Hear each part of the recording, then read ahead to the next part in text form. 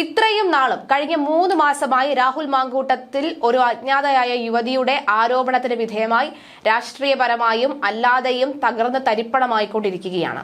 എന്നാൽ ഇതുവരെയും ആ യുവതിയെക്കുറിച്ചുള്ള ഒരു തരത്തിലുള്ള കമന്റ് നടത്താൻ അല്ലെങ്കിൽ ഒരു തരത്തിലുമുള്ള എതിരഭിപ്രായമോ മറ്റു രീതിയിലുള്ള അഭിപ്രായങ്ങളോ നടത്താൻ രാഹുൽ മാങ്കൂട്ടത്തിൽ തയ്യാറായിട്ടുണ്ടായിരുന്നില്ല. ആദ്യമായിട്ടാണ് കോടതി നിയമവഴിയിലാണ് രാഹുൽ മാങ്കൂട്ടത്തിൽ ഈ യുവതിയെക്കുറിച്ചുള്ള ചില കാര്യങ്ങൾ പറയുന്നത്. പക്ഷെ എന്തായാലും കേരളത്തിൽ TV തല്ലിപ്പൊളിക്കാൻ തുടങ്ങിയിട്ട് ദിവസങ്ങളായിരിക്കുന്നു. കാരണം കഴിഞ്ഞ ദിവസമൊക്കെ തന്നെ പുറത്തു വരുന്ന വാർത്തകൾ ഒരു കുടുംബത്തിലെ എല്ലാവരും ചേർന്നിരുന്ന് കേൾക്കാൻ കഴിയുന്ന വാർത്തകളല്ല. അച്ഛനും അമ്മയും കുട്ടികളും അല്ലെങ്കിൽ മുത്തശ്ശന്മാരും മുത്തശ്ശിയും ഒരുമിച്ചൊക്കെ ഇരുന്ന് ഈ ഒരു വാർത്ത കണ്ടാലോ കാണാമല്ലോ എന്ന് വിചാരിച്ചു കഴിഞ്ഞാൽ സീരിയലിനെ വെല്ലുന്ന തരത്തിലുള്ള പലതരത്തിലുള്ള സംഭവ വികാസങ്ങൾ, ഒപ്പം അതുപോലെ തന്നെ കേട്ടാൽ അറയ്ക്കുന്ന നാറിയ കേളി കഥകളൊക്കെയാണ് ഇപ്പോൾ TV ന്യൂസുകൾ ചർച്ച ചെയ്യുന്നത്. എന്തിനേറെ വേണമെങ്കിൽ ഈ ചാനലുകാർ അതിനെ എല്ലാത്തിനും ദൃശ്യാവിഷ്കാരം പോലും നടത്താൻ തയ്യാറാകുന്ന രീതിയിലേക്ക് കാര്യങ്ങൾ എത്തി നിൽക്കുകയാണ്. കഴിഞ്ഞ ദിവസം ഏഷ്യാനെറ്റ് ഇതിന്റെ രാഹുൽ മാങ്കൂട്ടത്തിന്റെ റൂട്ട് മാപ്പ് വരെ തപ്പിപ്പോകുന്ന സാഹചര്യം ഉണ്ടായിരുന്നു. അങ്ങനെ TV തുറക്കാൻ കഴിയാത്ത ഒരു ഘട്ടത്തിൽ എത്തി നിൽക്കുകയാണ് നമ്മുടെ കേരളം. എന്ത് പറയാൻ, നമ്മുടെയൊക്കെ വിധി ഇതൊക്കെ തന്നെ കേൾക്കുക എന്നല്ലാതെ എന്ത് ചെയ്യാനാ? അതായത് ഒരു സിനിമ ഡയലോഗ് ഉണ്ട്, പറഞ്ഞവർക്കും ചെയ്തവർക്കല്ല മാറി നിന്ന് ഈ ശബ്ദം കേട്ടവർക്കാണ് പ്രശ്നമെന്ന് ഒരു സിനിമയിൽ ജയസൂര്യ ഒരു ഡയലോഗ് അടിക്കുന്നുണ്ട്. അതുപോലെയാണ് ഈ പറഞ്ഞവരും ചെയ്തവരും എല്ലാം രഹസ്യമായിരുന്നു. എന്നാൽ പിന്നീട് ഇതൊക്കെ നമ്മുടെ കുട്ടികളുടെ കൂടെ ഇരുന്ന് കേൾക്കേണ്ടിയും കാണേണ്ടി വരുന്ന ഗതികേട് അതൊന്ന് ആലോചിച്ച് നോക്കൂ. എന്തായാലും TV ചാനലുകൾ മാറ്റുകയും TV തല്ലിപ്പൊളിക്കുകയും ചെയ്യുന്ന ഒരു പ്രക്രിയ നമ്മുടെ നാട്ടിൽ ഇപ്പോൾ നടന്നു വരികയാണ്. എന്തായാലും രാഹുൽ കൂട്ടത്തിൽ ഇത് എന്റെ ഗർഭമല്ല എന്ന് കോടതിക്ക് മുൻപിൽ പറയുന്നുണ്ട്. പക്ഷെ ഒരു കാര്യത്തിൽ രാഹുൽ മാങ്കൂട്ടത്തിൽ ഉറച്ചു നിൽക്കുന്നു, ലൈംഗികപരമായി ബന്ധപ്പെട്ടിരുന്നു. പക്ഷെ കുട്ടി അല്ലെങ്കിൽ ഗർഭിണിയാക്കണമെന്നൊരു ചിന്ത തനിക്ക് ഉണ്ടായിരുന്നില്ല, തന്റെ കുട്ടിയല്ല എന്നാണ് പറയുന്നത്. CPM BJP ബന്ധമാണ് ആരോപിക്കുന്നത്. പ്രധാനമായും കേസിൽ മുൻകൂർ ജാമ്യം തേടി തിരുവനന്തപുരം സെഷൻസ് കോടതിയിൽ നൽകിയ ഹർജിയിലാണ് രാഹുൽ ഇക്കാര്യം ആരോപിക്കുന്നത്. യുവതിയുമായി ഉണ്ടായിരുന്ന ഉഭയസമ്മതപ്രകാരമുള്ള ബന്ധമായിരുന്നുവെന്നും അതിനാൽ ബലാത്സംഗ കുറ്റം നിലനിൽക്കില്ല എന്നും ഹർജിയിൽ പറയുന്നു. രാഹുലിന്റെ മുൻകൂർ ജാമ്യ ഹർജി കോടതി തിങ്കളാഴ്ച പരിഗണിച്ചേക്കും. സംഘപരിവാർ ബന്ധമുള്ള ശാസ്തമംഗലം അജിത് കുമാറാണ് രാഹുലിന്റെ അഭിഭാഷകൻ. ബലാത്സംഗ കുറ്റവും നിർബന്ധിച്ച് ഗർഭചിത്രം നടത്തിയെന്ന കുറ്റവും നിലനിൽക്കില്ല എന്നാണ് ജാമ്യ ഹർജിയിൽ രാഹുലിന്റെ വാദം. സോഷ്യൽ മീഡിയയിലൂടെ യുവതിയാണ് ആദ്യം സൗഹൃദം തുടങ്ങുന്നത്. യുവതിയുടെ വിവാഹശേഷമാണ് ഫേസ്ബുക്കിലൂടെ ബന്ധം ആരംഭിക്കുന്നത്. യുവതി ഗാർഹിക പീഡനത്തിന് ഇരയായിരുന്നു. ഇതെല്ലാം കേട്ടപ്പോൾ യുവതിയോട് സഹതാപം തോന്നി. അങ്ങനെ സൗഹൃദം വളർന്നു. യുവതിയുമായിട്ടുണ്ടായിരുന്ന ഉഭയസമ്മതപ്രകാരമുള്ള ബന്ധമായിരുന്നു. താൻ കാരണം ഗർഭിണിയാണ് എന്ന് പറയുന്നത് തെറ്റാണ്. താൻ ഗർഭിണിയാക്കിയിട്ടില്ല. ഗർഭം അലസിപ്പിക്കാൻ യുവതി സ്വയം മരുന്ന് കഴിച്ചതാണ്. അതിനാൽ താൻ എങ്ങനെയാണ് പ്രതിയാവുക എന്നും ഹർജിയിൽ ചോദിക്കുന്നു. ബന്ധമുണ്ടായിരുന്ന സമയത്തെ വാട്സ്ആപ്പ് ചാറ്റുകൾ അടക്കം യുവതി സൂക്ഷിച്ചു. ഇത് രാഷ്ട്രീയ ഗൂഢാലോചനയുടെ ഭാഗമാണ്. CPM BJP നെക്സസ് ആണ് ഇതിന് പിന്നിൽ. ഈ കേസിലൂടെ ശബരിമല സ്വർണ്ണക്കൊള്ളയുടെ നാണക്കേട് മറയ്ക്കാനാണ് സർക്കാരിന്റെ നീക്കം. യുവതി മുഖ്യമന്ത്രിക്ക് പരാതി നൽകിയതോടെ തന്നെ കേസിന്റെ രാഷ്ട്രീയമാനം വ്യക്തമാണെന്നും ഹർജിയിൽ രാഹുൽ പറയുന്നുണ്ട്.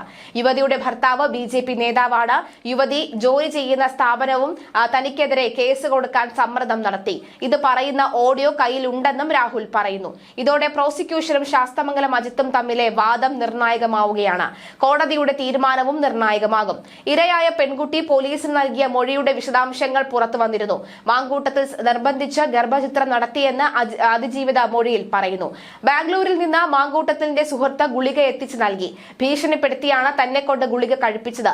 ഗുളിക കഴിച്ചെന്ന വീഡിയോ കോളിലൂടെ മാങ്കൂട്ടത്തിൽ ഉറപ്പുവരുത്തിയെന്നും മൊഴിയുണ്ട്. നിലമ്പൂർ ഉപതെരഞ്ഞെടുപ്പ് സമയത്താണ് ഗുളിക പെൺകുട്ടിക്ക് എത്തിച്ചത്.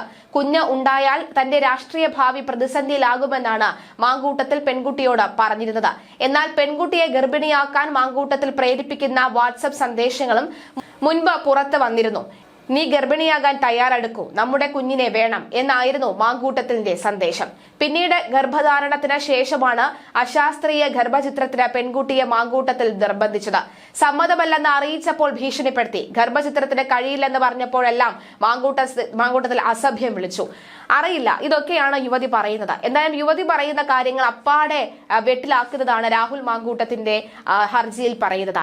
ഏതായാലും കോടതിയിൽ രാഹുൽ കള്ളം പറയില്ല എന്നാണ് പറയുന്നത്. ഏതായാലും കോടതിയിൽ വീണ്ടും രാഹുൽ തന്റെ കളി തുടങ്ങി. കോടതിയിൽ രാഹുൽ തീർച്ചയായും തിരിച്ചടിക്കും എന്ന് തന്നെയാണ് പറയുന്നത്. കഴിഞ്ഞ ദിവസങ്ങളിൽ യുവതി പരാതിയുമായി വന്നപ്പോൾ തന്നെ രാഹുൽ മാങ്കൂട്ടത്തോട് പറഞ്ഞിരുന്നു, മാങ്കൂട്ടം താങ്കൾ തിരിച്ചടിക്കണം, താങ്കൾ തീർച്ചയായും ഇതിനെതിരെ തിരിച്ചടിക്കണം, ആഞ്ഞടിക്കണം, ഇല്ലെങ്കിൽ തങ്ങൾക്ക് ഇത് കേടാണ്, ദോഷമാണ്, തങ്ങളുടെ ഭാവിക്ക് പോലും ഇത് ശരിയായ രീതിയിൽ വരില്ല, അല്ലെങ്കിൽ ഇത്തരം സ്ത്രീകൾ ഇത്തരം പുരുഷന്മാരുടെ ജീവിതം തുലയ്ക്കാനും നശിപ്പിക്കാനും ഇനിയും ഇറങ്ങുമെന്നൊക്കെ പറഞ്ഞുകൊണ്ട് ഇതെല്ലാം രാഹുൽ ഈശ്വർ ഉപയോഗിച്ച വാക്കുകളാണ്. രാഹുൽ മാങ്കൂട്ടത്തിനോട് ഉപദേശിക്കുന്നുണ്ടായിരുന്നു രാഹുൽ ഈശ്വർ.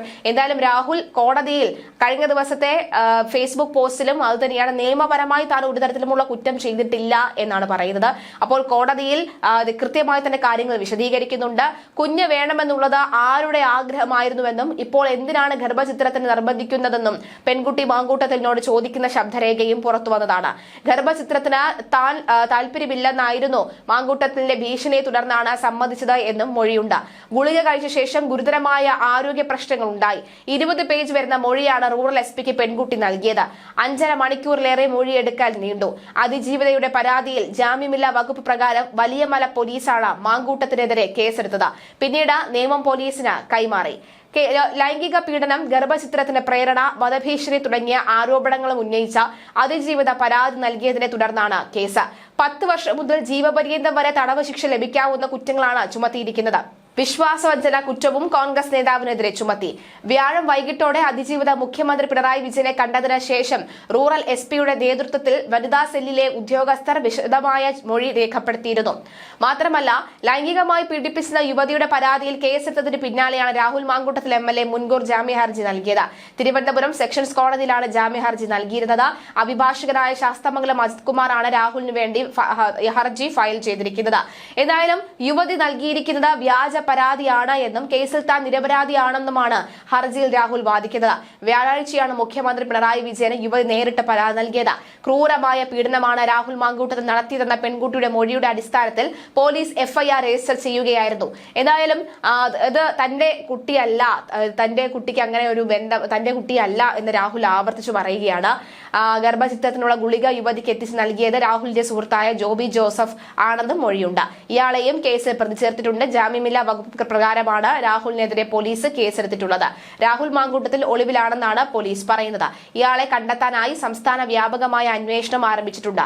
രാഹുൽ മാങ്കൂട്ടത്തിൽ ഏതെങ്കിലും വിമാനത്താവളങ്ങൾ വഴി രാജ്യം വിടാൻ ശ്രമിക്കുന്നുണ്ടോ എന്നും പോലീസ് സംശയിക്കുന്നുണ്ട്.